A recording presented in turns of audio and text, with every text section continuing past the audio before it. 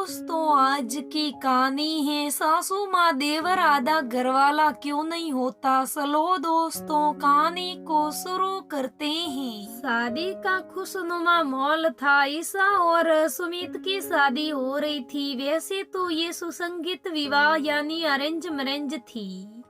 परिवार वालों ने ही दोनों को एक दूसरे के लिए सुना था, मगर सुमित और ईसा सगाई के बाद कई बार मिल लिए थे और फोन पर तो रोज ही बात होती थी, इसलिए एक दूसरे को समझने लगे थे कुछ कुछ। सुमित की माँ यानी ईसा की सास बार बार स्टेज पर कोई लड़के को लाती और कहती, ईसा बेटा ये वो कानपुर वाले मामा जी के बेटे रोहित भैया हैं, यहाँ वे सोनीपत वाले बुआ के बेटे रतन भैया। आश्चर्य तो ईसा को तब हुआ जब 11वीं में पढ़ने वाले एक बच्चे को सासू माँ लेकर आई और बोले, ईसा बेटा ये भोपाल वाले सासा जी के बेटे अरुण भैया। ईसा समझ गई थी कि सुमित के सभी भाइयों को भैया बोलना होगा, भले ही वो किसी भी उम्र में हो।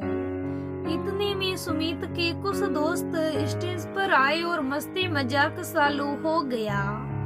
फिर वे लोग फोटो खींचने लगे। स्टेज पर इच्छा के सासा की लड़की सरिया खड़ी थी। यूं तो वो इच्छा से 2 वर्ष बड़ी थी, पर वह डॉक्टरी की पढ़ाई कर रही थी, तो उसकी शादी पढ़ाई पूरी होने के बाद ही करने वाले थे उसके घर वाले।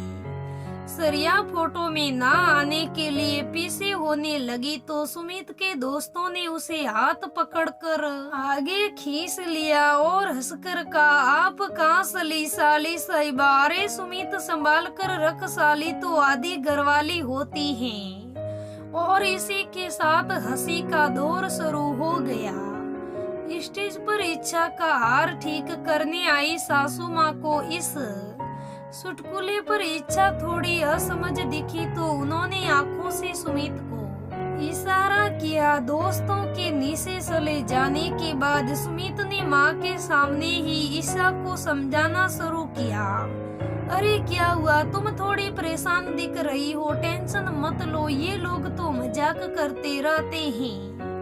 वैसे ये बात पूरी झूठ भी तो नहीं है, जीजा साली का हंसी मजाक तो सबको अच्छा लगता है।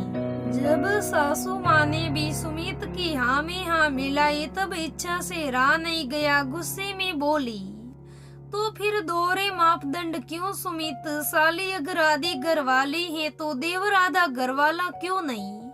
क्यों देवर भाभी को माँ बेटे के रिश्ते से सीख लेने कहते हैं। क्यों हर देवर को चाहे वो उम्र में छोटा ही क्यों ना हो भैया बुलाना पड़ता है। क्यों पति अपनी सहेलियों को दीदी नहीं बुलाता। मुझे कोई तकलीफ नहीं है तुम्हारे भाइयों को भैया बुलाने में, मगर यदि तुम्हारे विचार भी तुम्हारे उन दोस्तों जैसे हैं तो अभी बता दूं, अभी तो सिर्फ रिसेप्शन हो रही है, फेरे तो आधी रात को है। मेरे और तुम्हारे पास अभी भी वक्त है सोचने का। मन ही मन ये सोचते हुए कि अपने दोस्तों को समझाना पड़ेगा कि जो बोलो सोच समझ कर बोलो।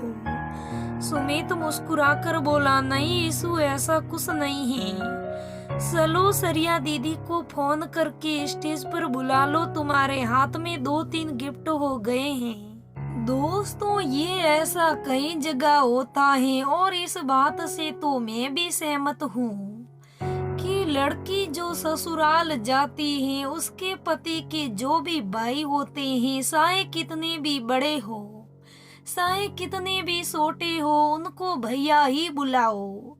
और लड़का अपनी मनमानी करता रहे, सालियों को आधी घरवाली बोलता रहे। क्यों लड़का लड़की की बहनों को बहन दीदी क्यों नहीं कहता। क्यों सिर्फ एक लड़की पर ही ये सब कहा जाता है कि तुम अपने पति के भाइयों को भी भाई का करो। तो दोस्तों इस कहानी से आपका क्या विचार है, मुझे कमेंट करके जरूर बताइएगा। दोस्तों अगर कहानी अच्छी लगे तो लाइक करना, शेयर करना, मेरे चैनल को सब्सक्राइब करना। धन्यवाद दोस्तों, हम फिर मिलेंगे अगले वीडियो में।